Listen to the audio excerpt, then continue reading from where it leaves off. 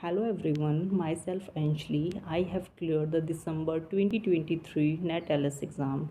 I would like to give a special thanks to the Gaurav sir, Sumit sir, and to all the faculty member of the A.S.S Science Foundations. Faculty for the paper 1 as well as the paper 2 are very cooperative and motivating. You have to follow the instructions of the guru sir in order to clear this exam. You don't skip even a single step. You have to read the selected solution, just 4 booklets, and give your test and the discussions. Just don't forget any steps. If you want it, if you are very serious for this exam, you will eventually land on a good place if you follow the instruction that was given by the Gaurav sir and any of the faculty.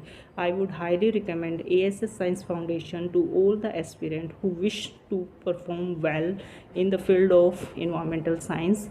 At last, I would say just stick yourself to the Google Classroom also. That was one of the best part being an online student. It helps you a lot. 24 into 7 times the teachers are also available, and you can take the help from the Google Classroom also. Trust me, no one can find the best institute better than the A.S.S Science Foundations in the field of environmental science. Thank you.